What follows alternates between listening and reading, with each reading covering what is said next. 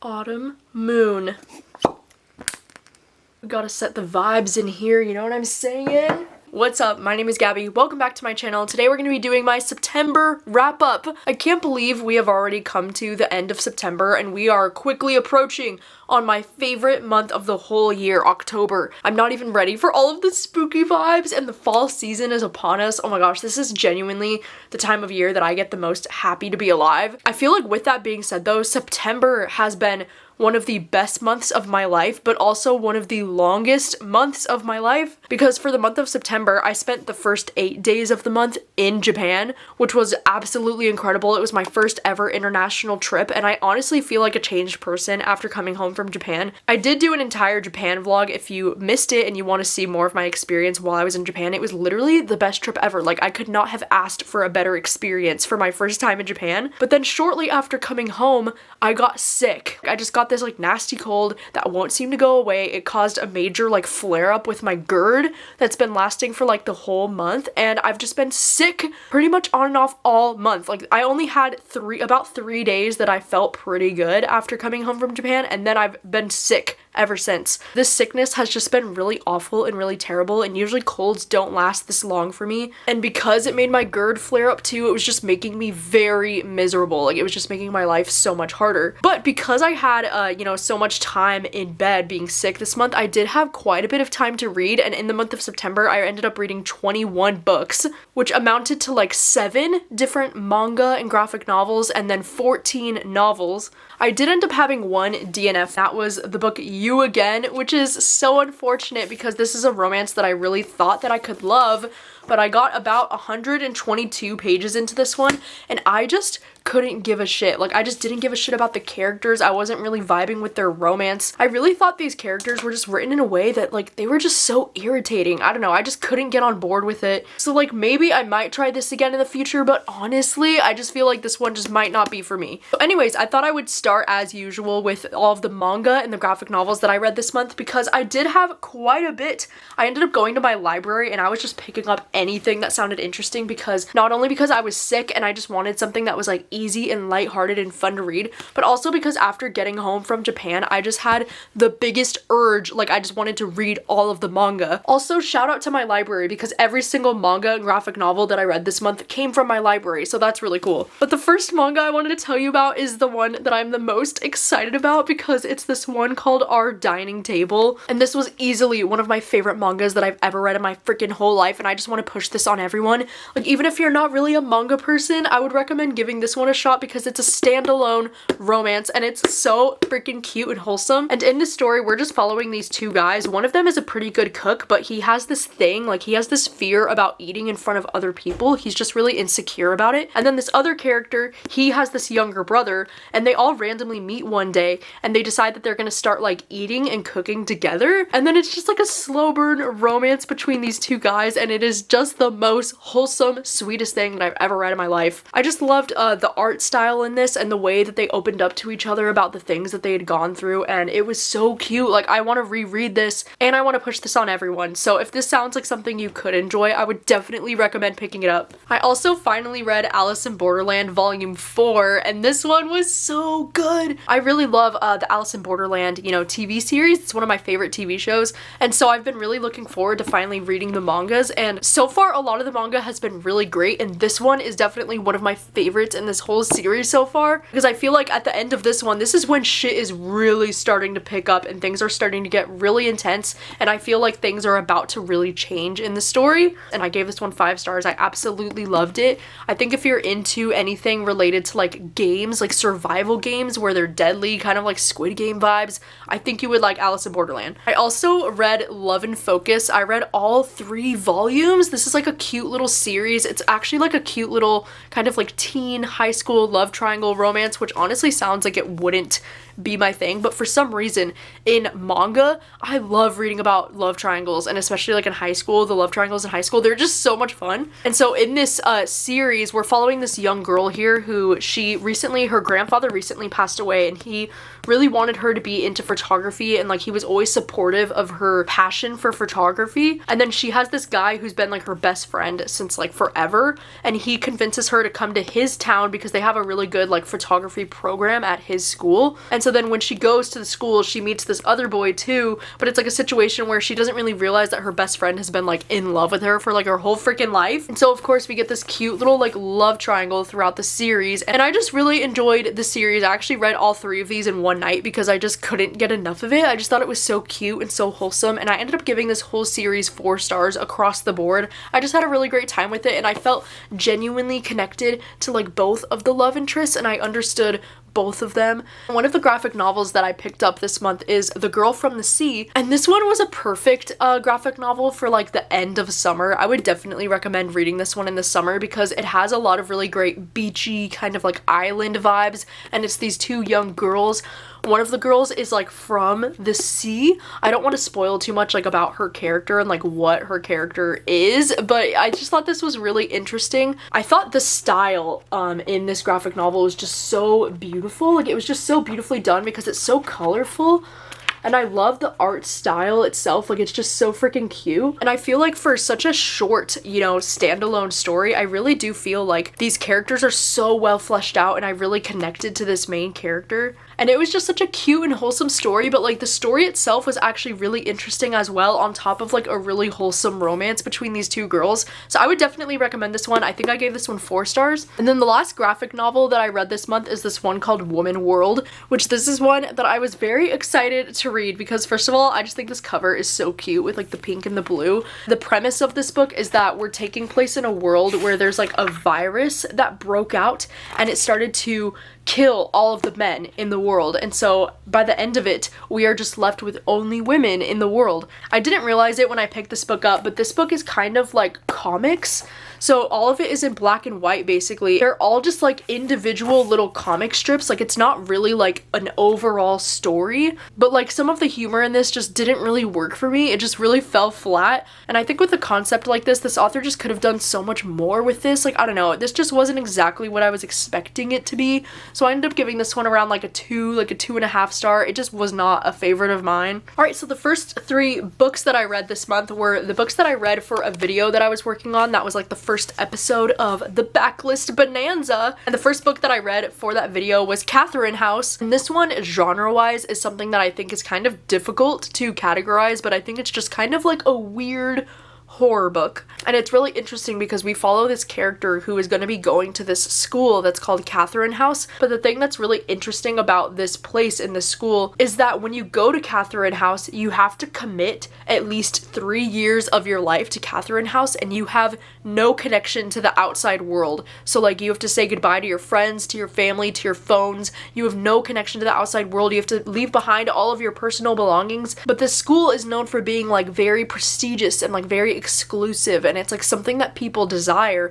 and it's also like they're gonna be completely paying for your education, so you don't have to pay a single dime to go to like one of the best schools. And it's just very interesting, you know. I think this book is written in a way where it is very much a slow burn, and it is just very weird, but I personally, I don't know, I really enjoyed this. I think there was just something about it. This book was just so atmospheric in the best ways. I really loved that it all took place at this like weird school, and you're trying to figure out what's going on and who you can trust. And a lot of people could argue that this is a book where, you know, there really is no plot and like nothing happens, and you would be absolutely correct. Like this book really doesn't have much of a plot, and there's not a whole lot going on in the story. But I don't know why, there was something about it. I just really loved the writing of this, and I also loved the way that this book ended. It was just so mysterious and interesting, and I don't know, I personally had a great time with it. I gave it 4 stars. And then I read Yerba Buena by Nina LaCour, which this one is kind of like a contemporary literary fiction story where we're following these 2 women named Sarah and Emily, and we kind of follow them over a period of years. You know, like we start following them when they're about like 16 years old, and then we follow them for a period of like, I don't know, I want to say like 10, maybe 15 years. Like it spans a long time. No, this story isn't a romance necessarily. You know, this is definitely written in a way that it's more like a literary fiction, kind of contemporary fiction style of writing. But oh my god, the romance elements in this book nearly broke me. Like Emily and Sarah, they were just so beautiful together. They're both dealing with a lot. They've both gone through a lot of hardships. But I think when they find each other, they just share such beautiful moments together, and I feel like there's so many times where they rely on each other for happiness, or like they're the only things in each other's lives that are making each other happy, and it's just beautiful. And I loved this. I feel like this is one of those kind of like slow burn, slice of life kind of stories where we're just following these two women who are struggling, but there was something about it. I loved it so much. I gave it 5 stars, and I can totally see why this book wouldn't work for other people. Like, I get it, but it worked for me. I loved it so much. I can't even fully explain why I love this book. I just did. And then for that vlog, I also ended up reading Blacktop Wasteland by S.A. Cosby, which this is one that I was really looking forward to because of how much I loved Razorblade Tears by S.A. Cosby, so I was trying to read more of his backlist. And in this story, we're following this guy named Bug. He's always been known to be this really great getaway driver. Like, he's one of the best drivers in his area, and he's been known to be able to pull off these like really intense kind of heists. We're following his character as these guys approach him and they say that they have this like jewelry store heist that they want him to help them with. But now it's been a couple years, you know, like he's retired from that world and he hasn't done this in a long time, but he's kind of in a situation right now where he needs the money because he's got a lot going on in his life with his mother's health and a bunch of different financial things that he feels like this is something that he needs to do. And so it's kind of about how he's returning to the world of crime and trying to do another heist, and then all of the action and the drama that comes with that. I heard a lot of people compare this to Fast and Furious and say that this is a lot like Fast and Furious, but it's like the literary crime approach to a story like that, and I would definitely agree. And I just don't think this book was necessarily my thing. I mean, this book was an interesting enough mystery thriller because it's very action-packed, you know, it's very action-packed, it is very gory, it's written in a way that's just very like, very intense, very gory. I also think that he's able to write such an interesting protagonist who you just immediately connect to and relate to, but at the same time, like, I'm just not super interested in reading about cars and like heists anyway. Like, that's just not something that I usually gravitate towards. Like, I'm not a fan of like the Fast and Furious movies, you know, it's just not really my thing. So I ended up giving this one 3 stars. The next book that I read this month was a nonfiction book called What My Bones Know. And this is actually one that I ended up listening to while I was in Japan. I listened to this book a lot when I had some time to myself, and then I also ended up finishing this one on the airplane back home from Japan. And this was such an interesting nonfiction book. I wanted to read this one because I had heard so many of my friends talking about how this is like one of the best nonfiction books that they've ever read. And this one is basically just about this woman who is confronting her childhood trauma and kind of talking about the complex PTSD that she had from her childhood and how that's affected her adulthood, and kind of talking directly about her anxiety and her depression and a lot of the struggles that she's gone through because of having a really hard childhood. And this book was really heartbreaking, but also very, you know, informative and educational, and she did it in a way that was just so sensitive. You can see how this book would be, you know, super triggering and super hard to read for anybody that had a similar experience to what this author is talking about. But for me, it was kind of just a really eye-opening experience to hear about complex PTSD and how that's different from just, you know, the standard PTSD and like what the differences are. And it was just really interesting, it was really beautiful, and it was really hard to listen to at times, you know, because I listened to this one on audio the whole way through, and it was not always an easy read, but I think it's a very important read, and I definitely agree, and I can see why so many people are saying that this is like one of the best nonfiction books that they've read. I ended up giving this one 4 stars. And then I also ended up reading The Venue by TJ Payne. I also read this one while I was in Japan. This was actually the first book that I ended up reading for the video that I worked on this month that was reading your thriller recommendations, so I will have that video linked down below if you missed it. But this one definitely ended up being a little bit more of a horror novel, or it felt a little bit more horror to me than thriller. And in this story, we're following this guy named Caleb who's having this wedding, and he decides to invite his ex-girlfriend Amy and like her whole family to his wedding. And then we quickly find out that this is not a normal wedding, and this is not a normal situation, because they're basically inviting everyone to this wedding to try to kill them. And it's like a huge kill fest, you know, think like Ready or Not, but like times 10. Like, everybody at this wedding is gonna die unless they do something pretty horrific. And I think the concept of this book was really interesting. Like, I do think this is a fascinating concept, but I also think this book was a little bit more like, I don't know, straightforward and kind of campy than I was expecting it to be. I mean, don't get me wrong, there were definitely some truly horrific things that I was reading, and the writing gets so descriptive, like describing a lot of the gory scenes, that it was a little bit hard to read this book for me at times, you know, because I was reading this while I was traveling, and I was already getting kind of nauseous from my traveling. And so trying to read this on top of that, I was like, oh my god, like there were some scenes I was like, okay, I have to like skim through this because I can't read about some of the gore. Like it was just very excessive. But I also think, I don't know, I thought the ending of this book was just a little bit like, it was predictable. I don't really think this book shocked me too much in many ways, where I feel like with a story like this and a premise like this, I really went into this thinking that I would be like shocked and that it would just be absolutely unhinged. But it wasn't as unhinged as I was thinking it could be. So I don't know, this was fine. I ended up giving this 3 stars. And then I ended up reading The Girls Are Also Nice Here. This was the second book that I read that was a thriller recommendation from you. So this one follows these girls who all went to college together 10 years ago, and something happened when they were in college 10 years ago, and now it's going to be their reunion, and they receive an invitation that's like, we need to talk about what actually happened that night. And so it's kind of like In My Dreams I Hold a Knife, like it definitely has similarities to that story. And in this story, we not only get, you know, the reunion, you know, that takes place 10 years later, but we also do get to see the flashbacks of like when they were in college in between. So we like alternate chapters and we alternate timelines. In this story, I thought it was really fun. I thought it was really interesting. I feel like if you enjoy, you know, reading about kind of like toxic mean girls and like complicated female relationships in your thrillers, then I think there's a good chance you would enjoy this one, because that's pretty much all this one is. I really don't even know if I would call this really a thriller, just because of the pacing of this book. Like so much of their flashbacks and their college chapters is a lot of these girls just like, you know, sleeping around with each other's boyfriends and like starting drama with the group and like being toxic and like mean girls to each other. And I know a lot of people can like just eye roll at that and be like, oh my gosh, like give me something interesting.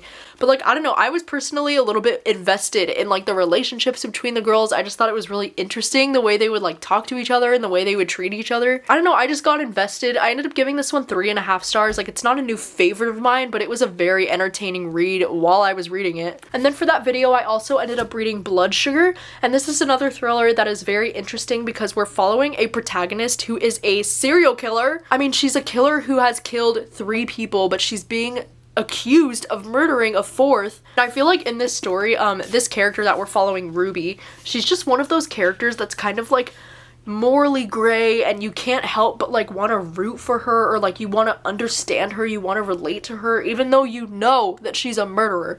You know, she's kind of like Dexter, or she's just like one of those very interesting characters who's like very self-aware.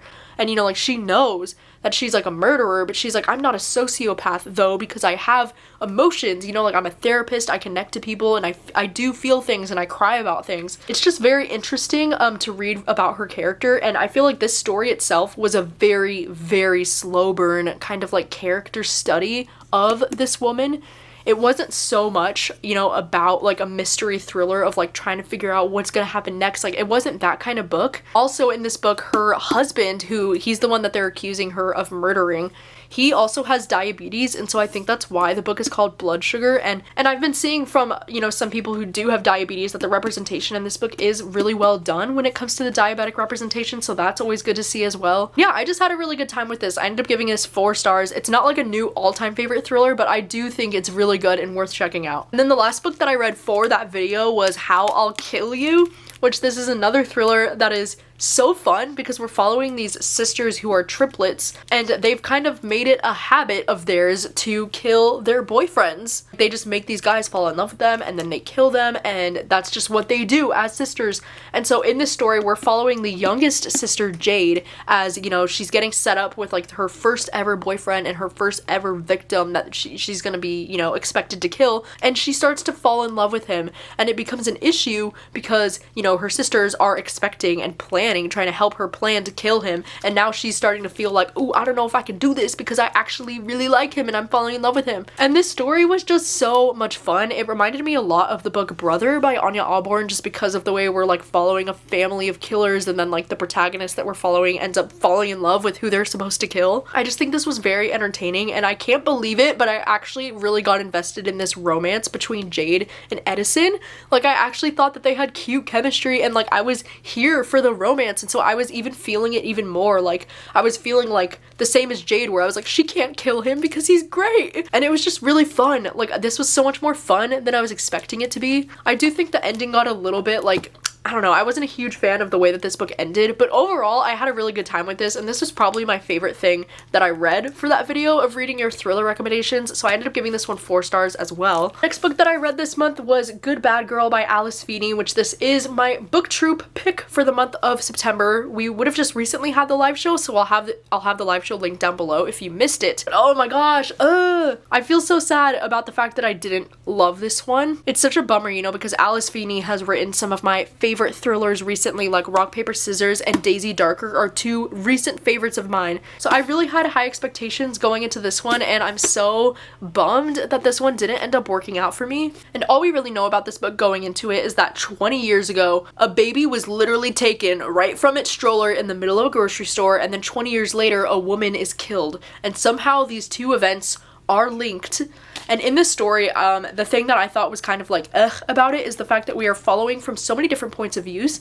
I think we get 4 different women, we get all of their point of views in this book, and yet even though we get so many point of views, I felt like I wasn't really attached or connected to any of the characters. I also feel like a lot of the plot twists at the end of this book, like yeah, there were at least 1 or 2 twists that I didn't see coming, but at the same time, like I just didn't think that they were that interesting of plot twists. I mean, I'm sure I'll get more into depth with this when I'm doing the live show, so you know, I will have that link down below if you want to know exactly what I'm talking about. But I just wasn't a fan of the kind of plot twists in this book. Like I just didn't think it was that interesting, and I guess overall this story in general just really wasn't that interesting to me. Like I just did not care enough about any of these characters to really care about anything that was going on in this story, and so I ended up giving this one somewhere between like a 2 to a 2.5 stars. I'm still debating my rating right now. I'm sure after the live show I will have finalized it though.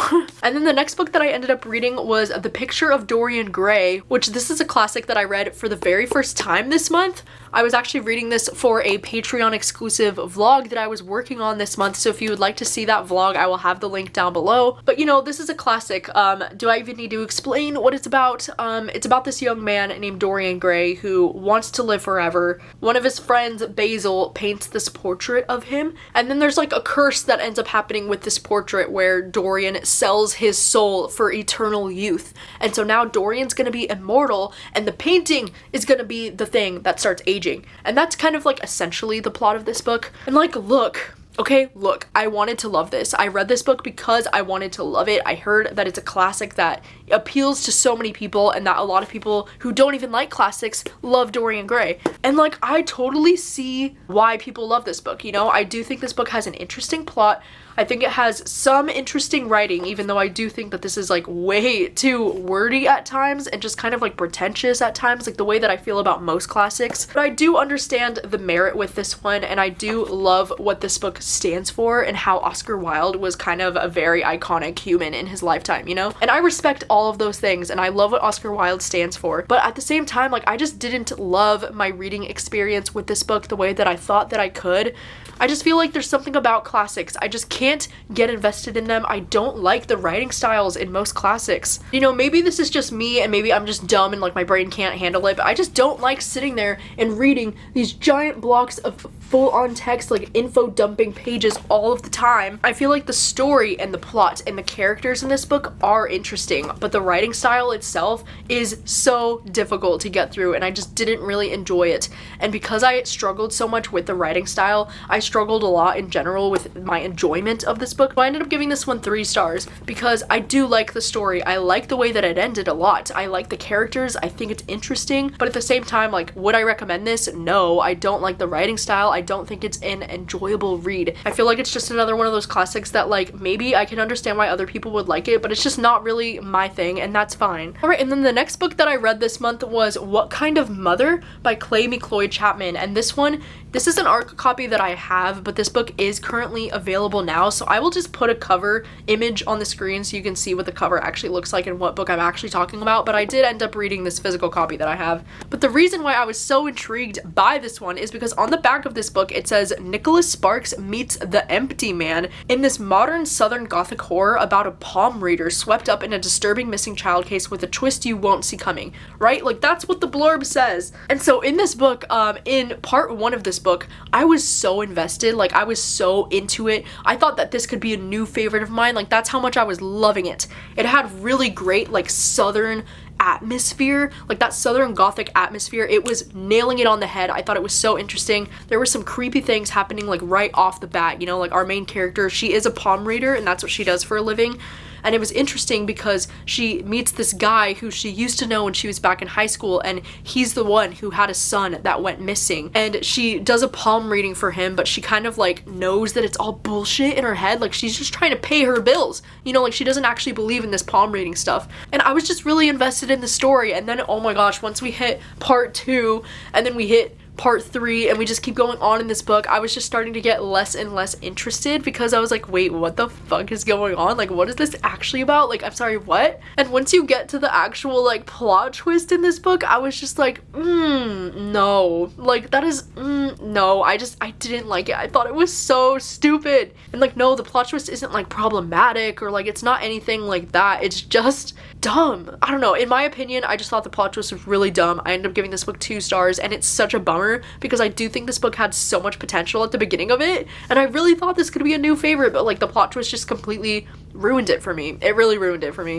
All right, the next book that I read this month was Happiness Falls by Angie Kim, and this is one that I did end up doing an entire vlog just dedicated to this book basically, because I did a vlog this month that was like a random number generator decides how many hours I have to read today kind of video, which was also really fun, by the way, so I will have it linked down below if you missed it. And this ended up being one of my favorite books that I've read this year so far. This one is a mystery story, but it's honestly more of a like literary fiction kind of like slow burn mystery kind of vibe. And in this story, all we really know is that a father has recently gone missing, and we're following from the perspective of his daughter, and we kind of like follow the family as they're trying to navigate like what could have happened to him. But this story is so much more than just the typical mystery, because you know, the family that we're following in this town is a biracial Korean family that's living in Virginia. And then also our protagonist in this book, she has a younger brother, Eugene, who's autistic. And so there's a lot of really great conversations in this book, not just about, you know, the Korean experience of what it's like to live in America, and how, you know, when these characters are living in America, they don't feel white enough, but then when they go to Asia, they feel too white, or they don't feel Asian enough. And like there was a lot of really eye-opening and great conversations like that in this book, but then there was also really great conversations about,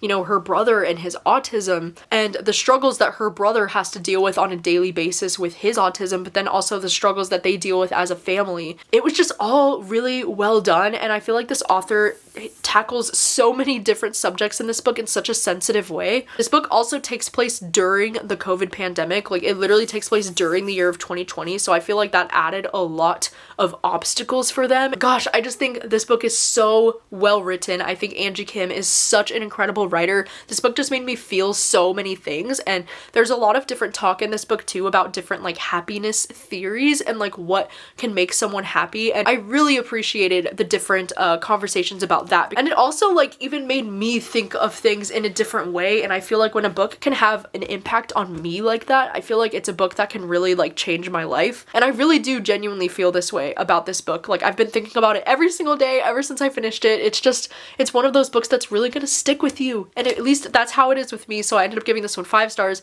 It's a new favorite. Like it might be in my top 5 favorites of the year. I don't know, I'm obsessed. I loved it so much. And then the next book that I read this month was Fly With Me by Andy Burke. This one is a female romance that I have been so excited about, because in this story, one of the women is a pilot, and then the other woman is this girl named Olive, and she's a nurse, but she's also afraid of flying. Like she's actually never flown on an airplane before, and in this story, she's going to be getting on a plane for the first time to fly to a different state because she wants to compete in this race in honor of her brother. And what ends up happening is like there's an emergency that happens on the flight where she's needed as a nurse, and so she helps out, but they have to make an emergency landing because of it, and so she gets stranded at the airport. And then the pilot, you know, the girl, she's like, hey, I can give you a ride. So it ends up turning into like a road trip kind of situation where they're gonna be together in the car a lot, and then it turns into a fake dating situation. So there's also a bit of fake dating between these two, which I also just really love. I love any kind of, you know, romance that involves fake dating. It's one of my favorite tropes, and this was just so cute. This book is a little bit heavier than I was anticipating, because you never know with these like kind of like lighthearted romances, you never really know what you're signing yourself up for. but I feel like every now and then I get surprised by books like this that have a lot more, like there's a lot more going on here than you might think, you know, because like I love the way that this character talks about her anxiety and her depression and different things that she's been dealing with over the years, and both of these characters just really open up to each other about the traumas that they've gone through, and also like the challenges of like being a caregiver. It kind of reminded me a little bit of like The Heart Principle by Helen Huang in that way, but this was just really beautiful. I really enjoyed both of the characters. I liked their chemistry a whole lot. My only complaints with this book is that I do feel like towards the middle of the book things just got a little bit like slow or like a little bit repetitive for me. Like I was just ready for things to kind of like move on, but overall I had a really fun time with this. I ended up giving it 4 stars. I think it's a totally sweet and cute, adorable romance that I would still recommend. And then the last book that I ended up reading this month was The Long Game by Elena Armas, and this is one that I ended up reading because out of my Patreon prompt jar this month I pulled out a prompt that was to, you know, read a book that fit into Kayla's buzzword challenge. And the buzzword challenge this month was game for the month of September, so I thought this would be perfect. This one is about this girl who like she gets in trouble with her dad because there's this video of her that goes viral where she's like fighting the mascot of the team or some bullshit like that. And so they're gonna be sending her to this like small town that's in the middle of nowhere where she's gonna be helping to coach this like girls soccer team. And then while she's coaching that soccer team, she ends up meeting this guy who is a retired soccer player. And I don't know, this book just didn't really end up working out for me. This is actually the same author as the Spanish Love Deception, and that was one that I actually enjoyed. I think I gave that one like 4 stars when I read it a few years ago now, but something that I just don't understand about this book is why it's as long as it is. I mean, this book is about 370 pages long, but the audiobook was 14 hours long. Like, why does the story need to be so long? Like, it's called The Long Game, and that was indeed, it was indeed long. I didn't enjoy this one that much because I didn't connect with the characters very much, if at all, because with her I just thought she was a little bit immature at times, and she was like a little bit too dependent on her dad, and she was just kind of bratty because of it. And then with him, I also thought that there was something about the way that he was written, because we do get dual point of view in this, you know, we do get her point of view and then we get his point of view, and there was just something about reading from his point of view, like he just came off so pretentious at times and just so like douchebag. I don't know, I couldn't stand either of them really as characters, so it's like, how could I root for them together when I don't even like them as individuals that much? I feel like I just struggled my way through this. Like, I didn't mind it too much in the beginning, but then once we got to like the middle of the book, I was so tempted to DNF, and honestly, I really should have just DNF'd, you know, because this wasn't my thing, but I wanted to see it through, and then I ended up giving it about like a 2 to like a 2.5 stars. It was just not really for me, and I don't really know if I'm gonna continue reading from this author or not. I haven't decided yet. But yeah, those are all of the books that I read in the month of September. I know, it was quite a bit. Turns out when you spend most of the month sick in bed, you can read quite a bit. But thank you so much for watching. As always, if you've read any of the books that I read this month, I would love to know what your thoughts are on them. And thank you so much for hanging out. I can't believe we are finally here in the month of October. Can you believe? This is so exciting. Thank you all so much for watching as always, and I will see you very soon with another video. Bye.